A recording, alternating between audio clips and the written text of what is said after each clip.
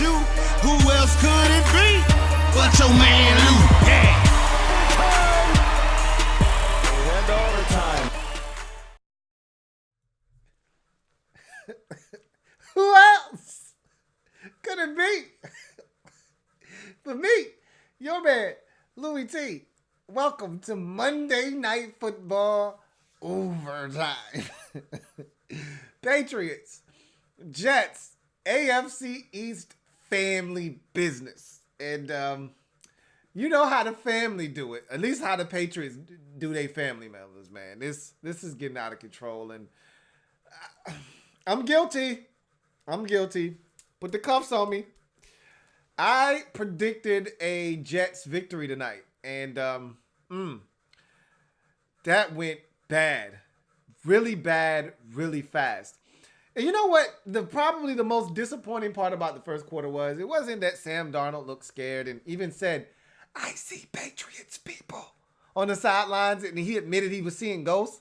Knowing you're mic'd up, don't do that, Sam. Don't do that. Don't give them audio that they can use against you in a court of public opinion. Don't do that.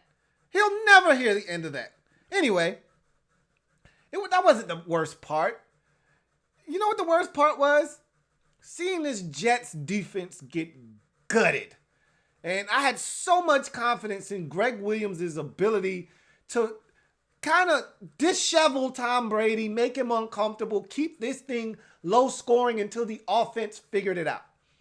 And that first drive of the game, man, was it so damning.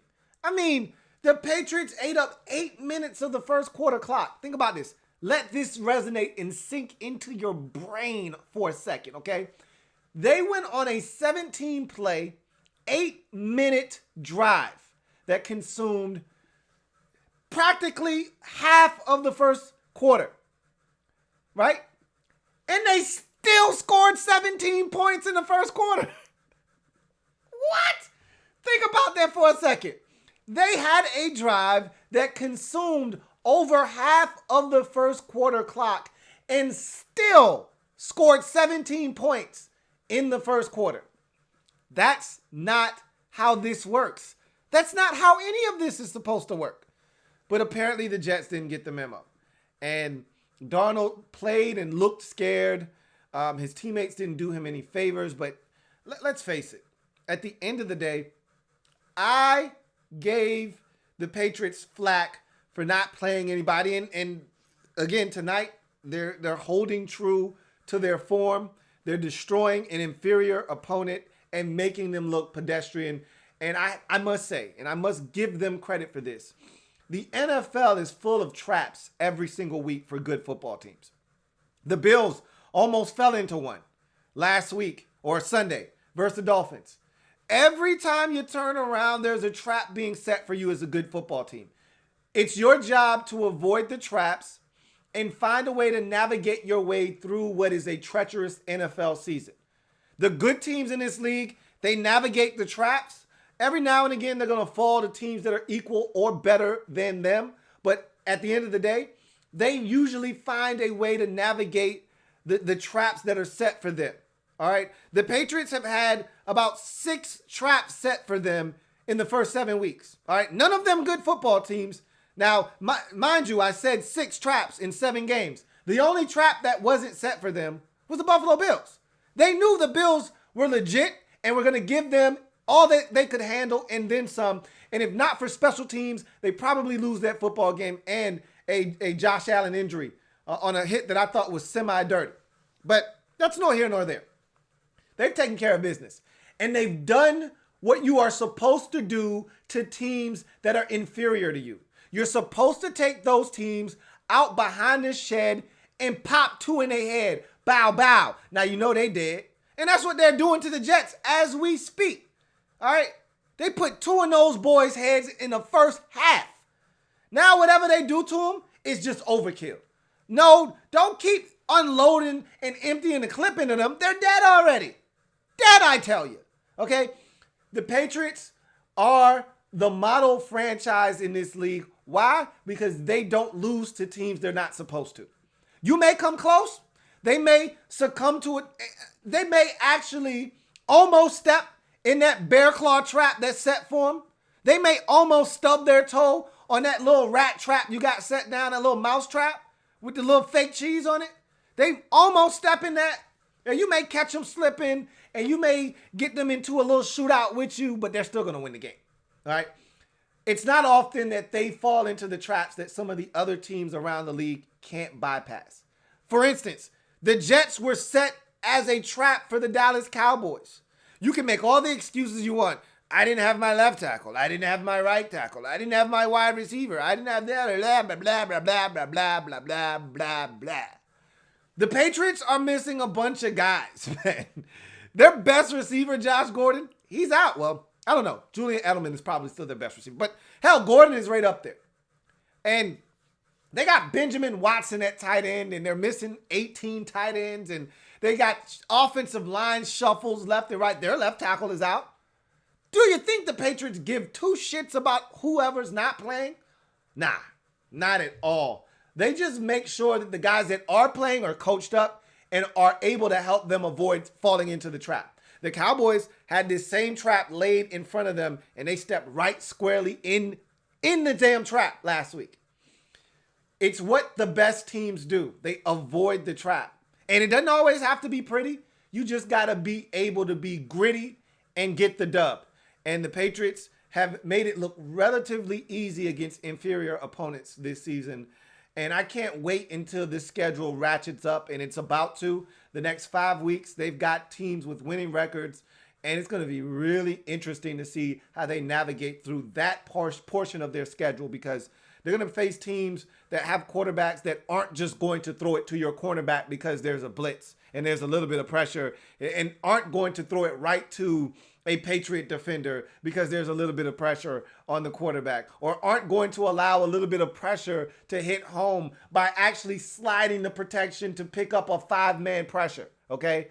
They're going to actually meet quarterbacks that aren't going to allow the sight of a free rusher to dissuade them from trying to make a play down the field. So it'll be interesting to see what happens when the schedule gets a little bit tougher, but I must say, the Patriots have been really impressive this year.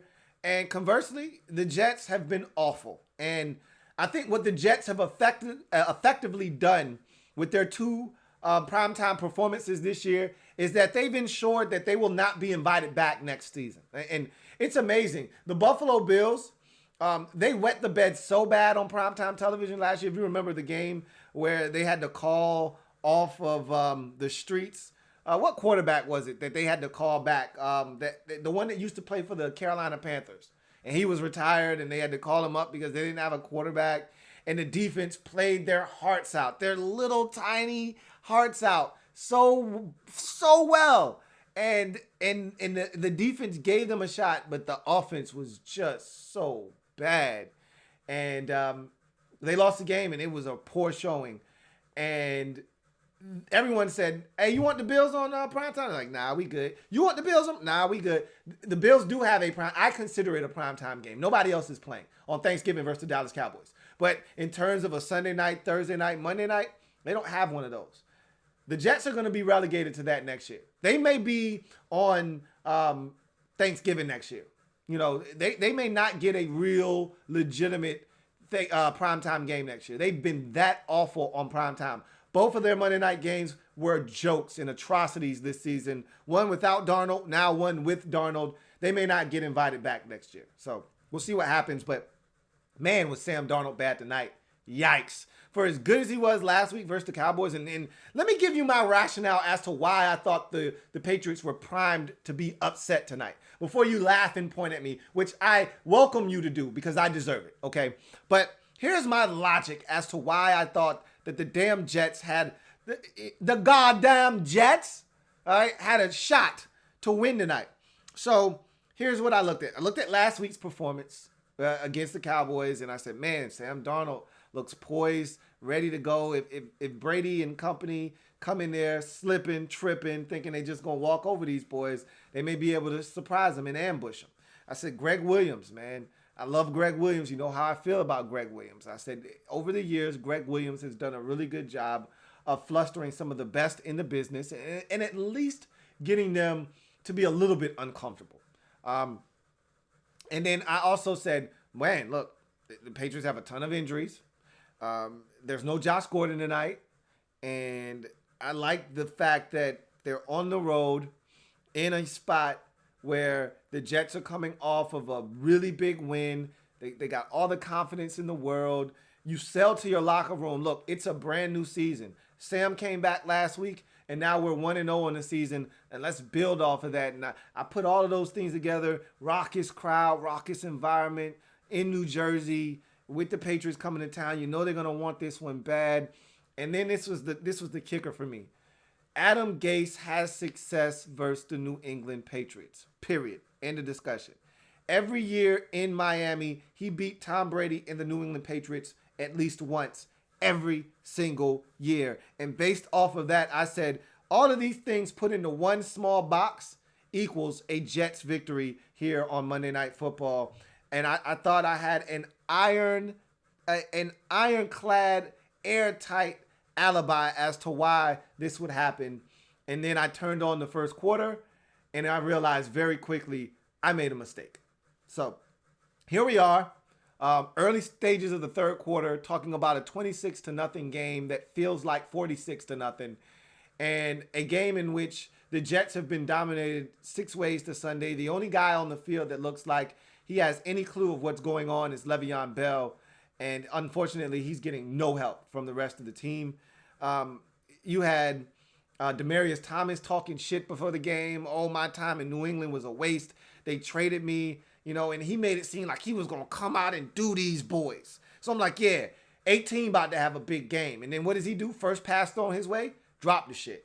So everything was set up for this iconic upset that I wanted to be out in front of and be able to say, I told you so. And then the Jets woke up and realized, you know what was funny?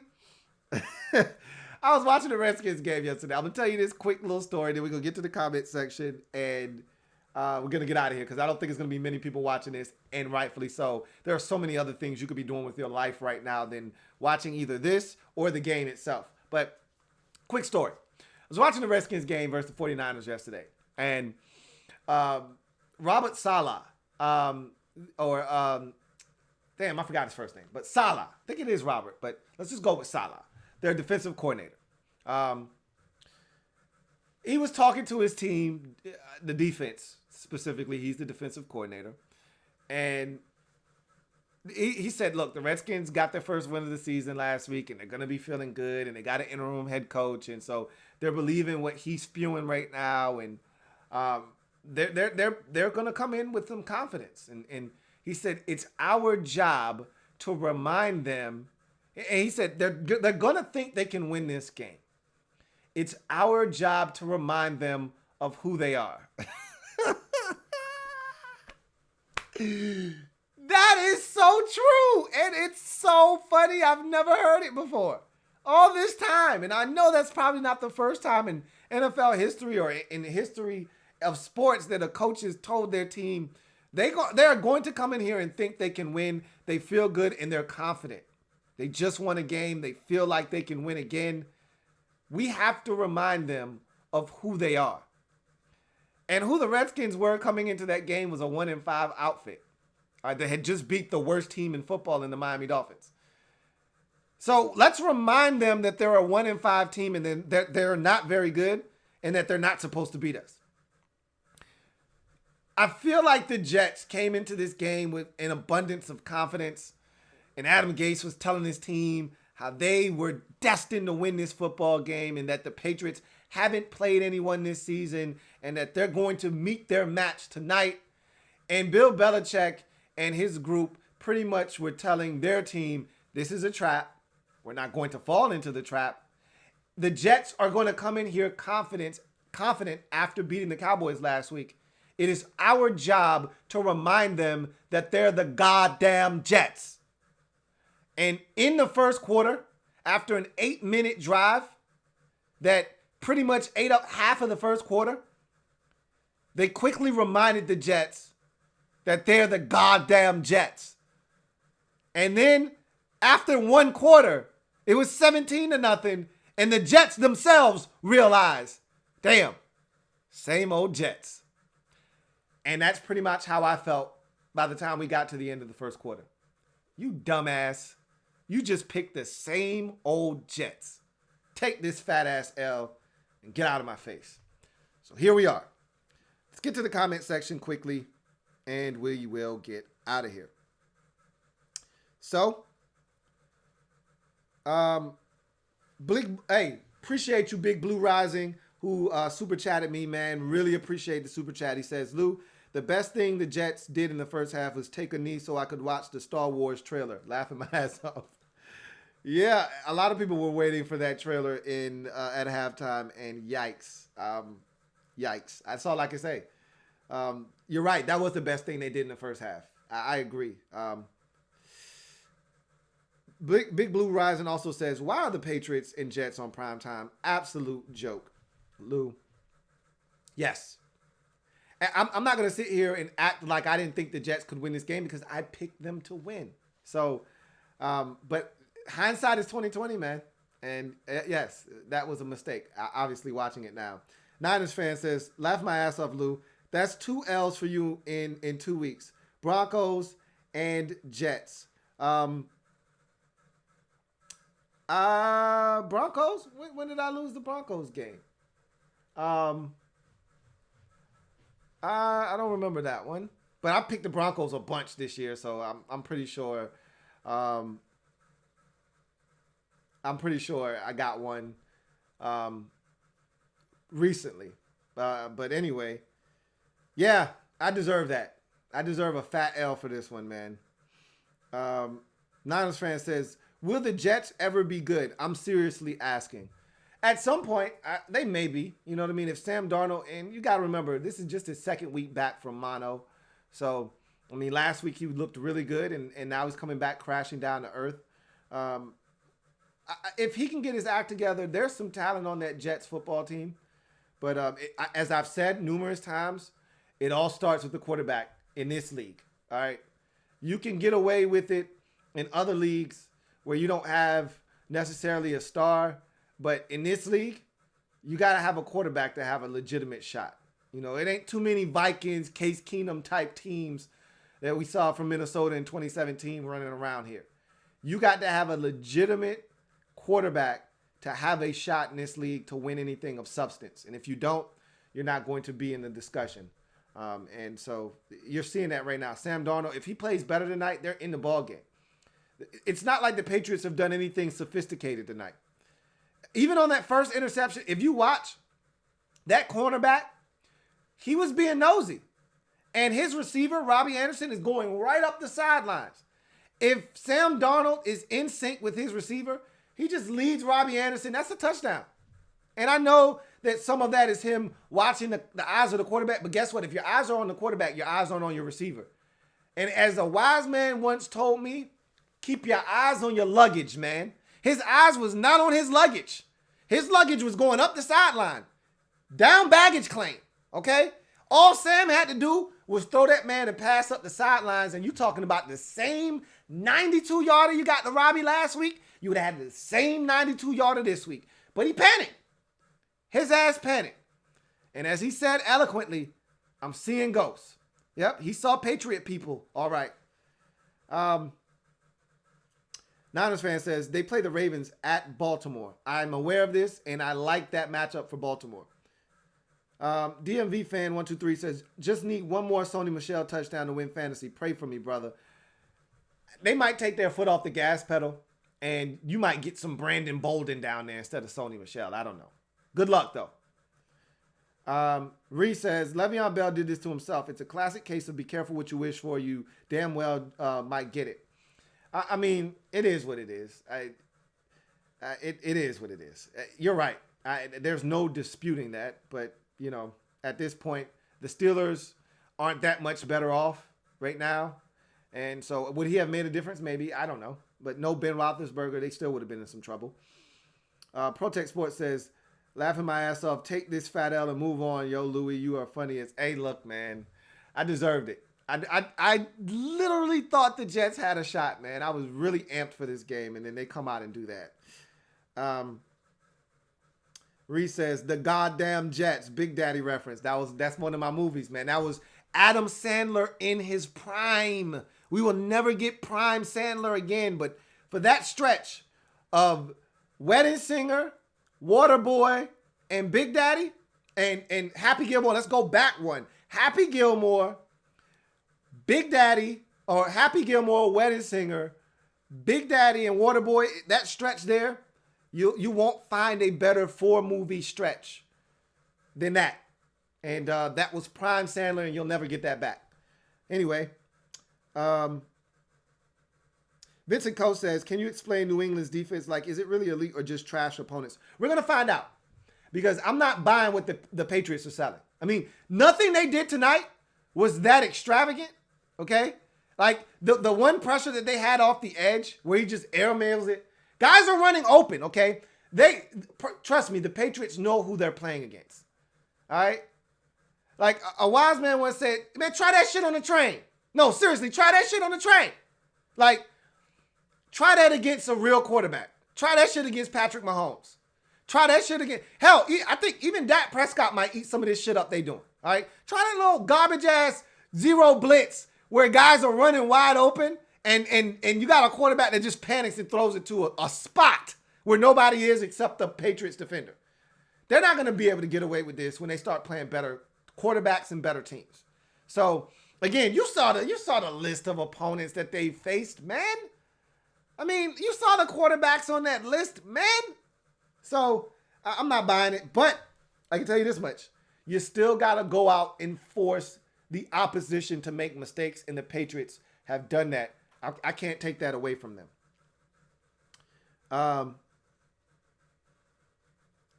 Let's see.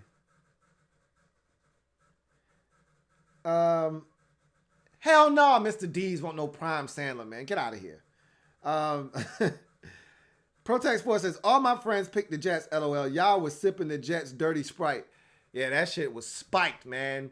I deserve this one. I really bought what they sold to me last week. And so, Reese says, the longest yard was good. 51st Dates wasn't bad. Recently has been crap, though. I agree. Those weren't elite movies, though. The 4 that I named were all elite Adam Sandler gems. Okay? The Longest Yard was a good movie. It was a remake, though, but it was a good movie. I'll give you that. It wasn't elite, but it was a good movie. And so was 51st Dates. I did enjoy that movie as well. Again, not elite, but a good enough watch to where I'm saying, hey, I didn't mind that movie. Okay? I'd watch it again, and I have watched those movies multiple times. Anyway, let's see. The 20th Mike says, primetime shows are starting to suck, and another one coming up on Thursday. Yes. The NFL early, they started out the season with a bang. That Saints-Texans game was off the chain, and they had a couple of nice games early on. The Packers, the Packers and the Eagles was a good game. The Packers and the Lions last week was a good game, but they've been too few and far between. We haven't had enough gems on primetime this year. There have been way more ass whoopings and blowouts and games that were non-competitive. The Monday night has had it really bad. They've had 2 really good games, and I just named both of them. They had the Texans Saints in week 1, and then they had the Packers Lions last week. And then every other game has been an ass whooping. You got the Jets without Darnold against the Browns. That was a beatdown. The Redskins and the Bears, that was a beatdown. This is a beatdown this week. Last week was a beatdown. 49ers and Browns. There's been ass whooping after ass whooping after ass whooping on Monday Night Football. Sunday night really has been uninspiring. It started with week 1, the Patriots destroying the Steelers on ring night.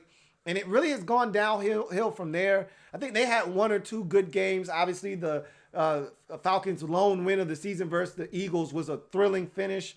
But outside of that, I don't think there's been another good game on Sunday night this season. And then Thursday night, I just told you the Packers and the Eagles were a really good contest. And the Buccaneers and the Panthers in week 2 was a really good contest. Outside of those 2 games, I think Thursday night has been an ass thrashing as well. So really haven't had a lot of good competitive games on primetime this year. So it's been really, really disappointing. Anyway, Reese says, did you like anger management? Nah, wasn't a fan of that. Nah, I wasn't. Atlanta fan says, this upcoming primetime week's games are horrible. No offense to your team. No, none taken, bro. None at all. Hey, look, you know I'm the first to admit when some trash is on the horizon, and you're in store for an epic ass whooping on Thursday. If you've got other things to do, by all means, you can watch the highlights. They will tell the story. Kirk's going to throw for over 300. They're going to score up over 30. We're going to scratch and claw our way to 10 to 13 points. And it's going to be over probably before the end of the third quarter. Anyway, that's about it. I don't have much more for you guys tonight. So we're going to see what happens with the Patriots once this schedule gets a little bit tougher. I'm anxious to see what they do to Baltimore. They're going to come in with a game plan that is specific to stopping the run. They're going to try to force Lamar Jackson to beat them and then maybe try to heat him up like they did Sam Darnold tonight and hope to force Lamar into some errant throws and some mistakes, which is possible. But it's going to be a lot harder to get Baltimore to stop running the football, which is what they do. And the Patriots have done a really good job of stopping the run this season, but they've also done a great job of jumping on top of teams and really taking the run out of the equation. You saw the Jets tonight. They had some success running the football. Their problem wasn't the ability to run with Le'Veon Bell. They had success on the ground. At one point, he was averaging 7 yards a pop on the ground. The problem wasn't running the football. The problem was you keep finding yourself down big early, and you got to stop running the football versus the Patriots. And so it makes their rush defense look even better than what it probably really is. I think you could probably run on the Patriots. I really do. We're going to find out because I know they're going to come with a heavy run-stopping game plan versus the Ravens, and they're going to try to make Lamar Jackson beat them, which is the game plan, which is what you're supposed to do to the Ravens. And we're going to see how they execute that plan. And the Ravens aren't world beaters on defense. It's not like the Patriots won't be able to move the football against them, but it's still a game that I'm going to be really fascinated to watch because I think the Ravens right now are a team that I think could have a really legitimate shot of beating the New England Patriots and really giving their defense the biggest test they've seen to date this season. So we'll see what happens. But in any event, I'm your man, Louie T, signing off. Remember, if it's not your man T, it's not the best NFL coverage it could be.